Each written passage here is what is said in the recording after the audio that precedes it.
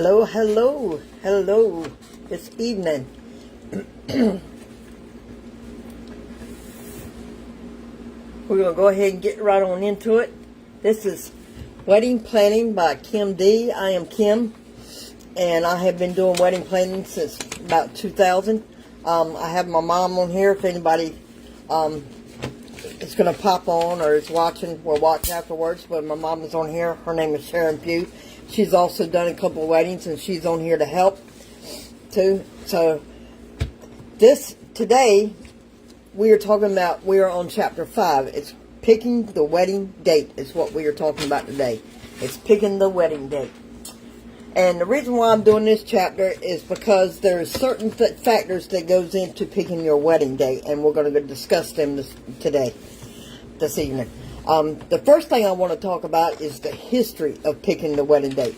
A lot of people don't know there is a history on picking your wedding date, and I actually found something about it. So that is what I'm going to go over today in the history part of it, and let you know what it says. Okay. And this is all this is. Anybody would like the paperwork for this chapter, please contact me or put it in the comments below that you would like the paperwork for this chapter.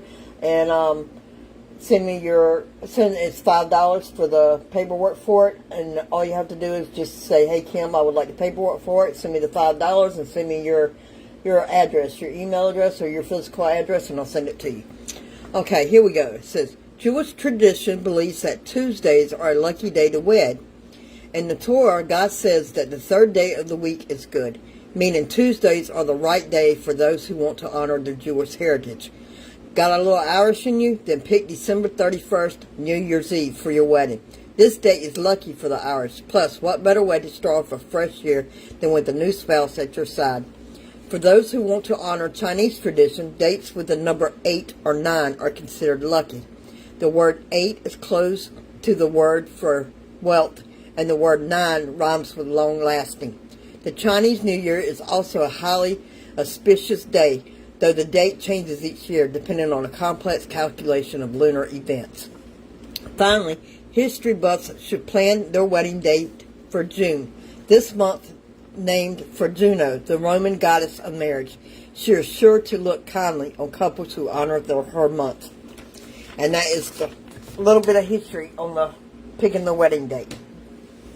Okay, now when picking the exact date, ensure that it will be on a weekend. Most people, as y'all know, most people work during the week. So it's more probable that people will show up if you have your wedding on a weekend than per se during the week. And it'll be more probably convenient to them to try to get a weekend, like on a Saturday off or Friday evening off. 9 times out of 10 they'll have that off more than the weekday. Picking the time of the day is another thing to think about. The day of the wedding, that morning, is going to be a very busy time. So my suggestion is, because you're getting your hair done, your makeup done, you're getting dressed, you're making sure everybody else is dressed and ready to go and stuff. I suggest thinking about having your wedding around 3 o'clock p.m. or a little past that. Plan to have it around 2 or 3 in the afternoon. So then you have plenty of time. You're not rushed to getting your hair done, your makeup done, and all that stuff. Also, other things to think about when deciding. Sorry about that, y'all. That's just my notifications.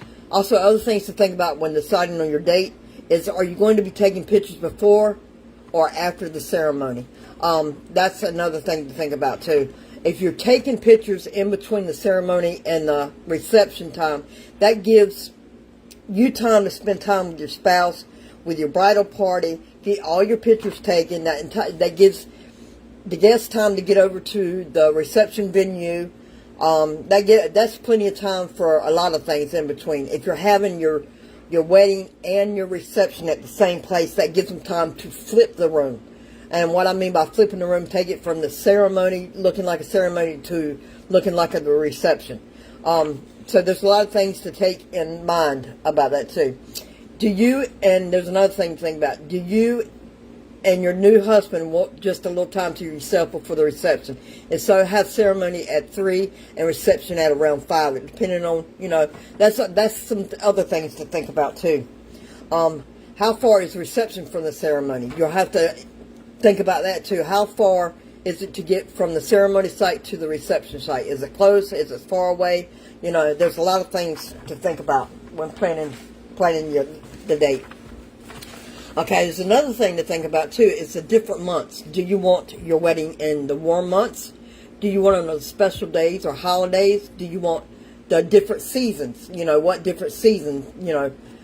There's 4 seasons. There's summer, spring, winter, and fall. So when do you want to have, what months are you thinking about here? And or do you want to have them in the popular months when wedding season is very popular? That's another thing to think about.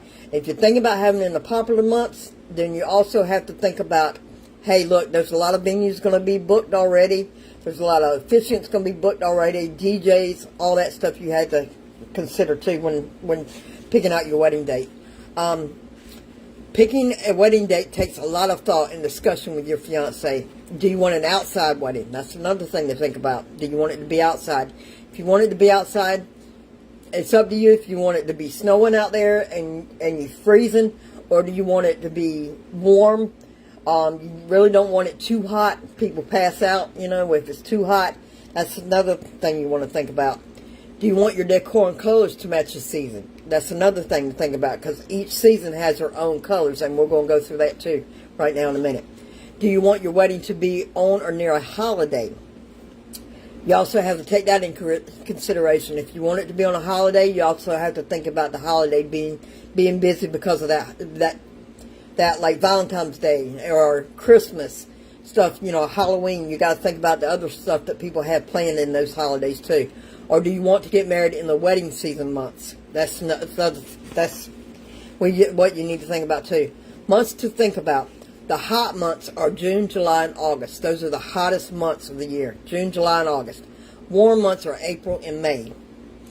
The semi-cold months are March and September. And the cold months are January, February, October, November, December. So that breaks that down for you a little bit more to think about which months you're thinking about. When you're planning your wedding, the temperature plays a big part in the date you will choose. If you're planning an outside wedding, then consider the warm or hot months. If you will be getting married in a church or venue, then consider the semi-cold or cold months. If you have a season that you really love, consider those months. Then break the months down around you and your fiance's schedules. What y'all have planned and what you have going on, you and your fiance. Special days or holidays. January, you have New Year's Day. February, you have Valentine's Day. March 17th is St. Patrick's Day. May 27th is Memorial Day. July 4th is Independence Day. Then you have October 31st is Halloween. You have November 28th, Thanksgiving Day. November 24th is Christmas Eve. Then you have December 25th is Christmas Day. Then you have December 31st is New Year's Eve. If considering having your wedding on a holiday, keep in mind that most people, your guests, are already have plans in the hustle bustle of the holidays, like I just said. If you want to get married on a special holiday, consider having your wedding the weekend before or the weekend after the holiday. That's something else that you can think about too. If you want to have it around Christmas or Thanksgiving or Valentine's Day or something, think about having it the weekend before or the weekend after that holiday. So that means that people are not in that hustle and bustle right then. They're still probably going to come to your wedding because it was before or after and it wasn't exactly on that holiday. Different seasons and their colors. Spring, March to May. Colors. March to May, I have those. Let's see. Fall colors are September to November. And these are all your fall colors. These will be your fall colors. You have the browns, the oranges, the burgundies, and the yellows. These will be, and the greens. These will be your fall colors that you can have. The winter colors. Actually, let's go to summer. Summer colors. This is the palette for the summer colors. Will be pretty much pinks, blues. The really light, pretty colors. And you might as well think of probably pastel colors. That's what I would think of. When I think of summer, I think of pastel colors. Is what I think of. And summer is June to August. Then you have spring colors, which is March to May. And these are your spring colors. And those are a little bit deeper, more deeper than the pastel colors to me. That's what I think of. They're a little bit deeper than the pastel colors. So those are the colors you need to think about. And let's see, the last one would be, and your winter colors. These would be your winter colors. When I think of winter, I think of blues. I think of, you can throw in some pink there, but I think of blues. I think of silver. I think of probably black. You know, the cold colors that make you feel like you're cold. That's what I think of when I think of winter colors. So those are some of the colors that you can be thinking about too, and when you're trying to pick your wedding date. When considering the season that you would like to have your wedding, consider the colors. That's what we just went over. If you're going with fresh flowers, there are only certain flowers that grow certain times of the years. Now you have to think about that too when you're planning to do your flowers, whether you're doing them yourself or whether you're going to a florist to get them. You have to keep in mind too that certain flowers only go certain periods of the season. Like you can't, and that's the same thing with artificial flowers too. They only sell certain colors at certain times of the year when you go to the store, whether it's fresh flowers or artificial flowers. And that's something you have to keep in mind too.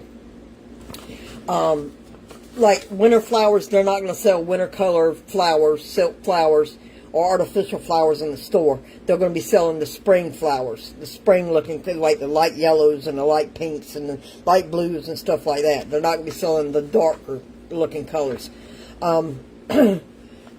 And they only put out those colors a certain time of the year, like I said, in the stores. Always, if planning an outside wedding in the summer or springtime, have a plan B in case of bad weather and inside location.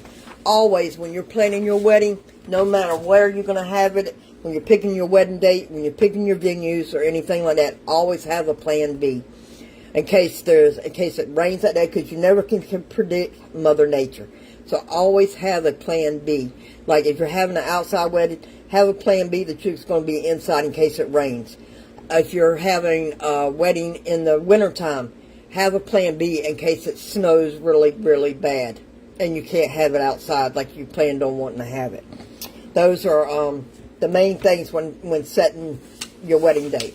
There is a check-off list for planning your wedding date, picking your wedding dates. I've made a check-off list for that. That would be, number one is your month, which month you pick.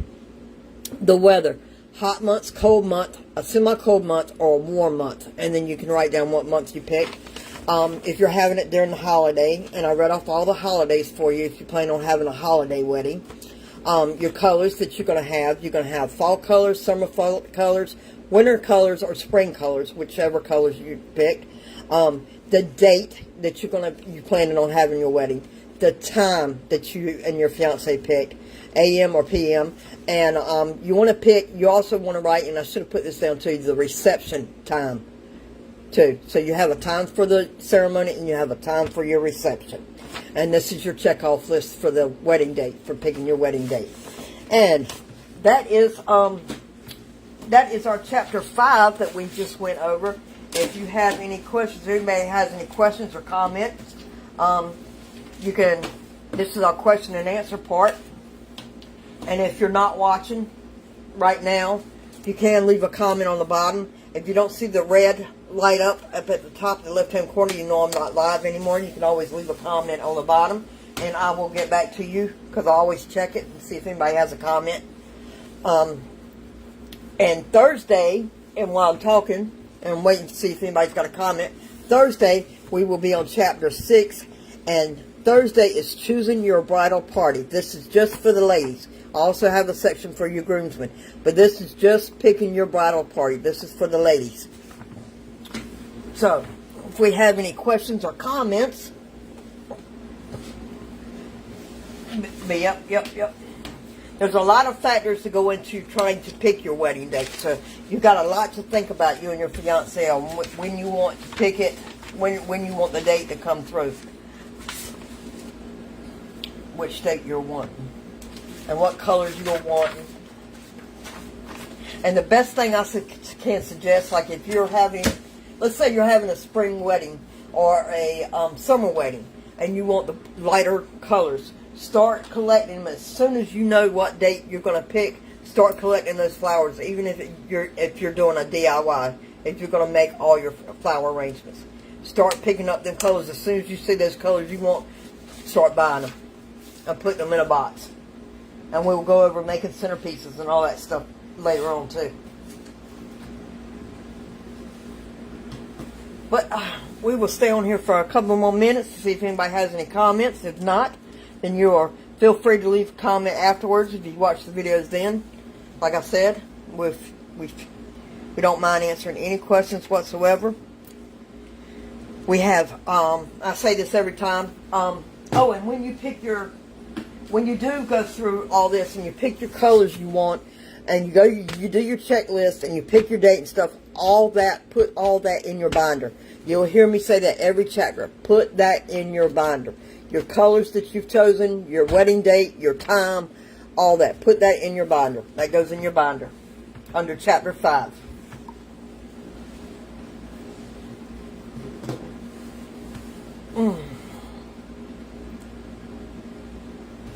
And I'm going to show y'all how to do these too. These are little flowers that I've made out of paper. I'm going to show y'all how to do these too, in case y'all want to make little flowers out of paper. But I've done some of these, and I'm going to show y'all how to do these too when we get to the flower, making your own flowers. But yep, I'm going to show y'all how to make paper flowers too, so you can have paper flowers, you can have artificial flowers, you can have all that. I'm going to show you how to do all that. But those, and flower arrangements. But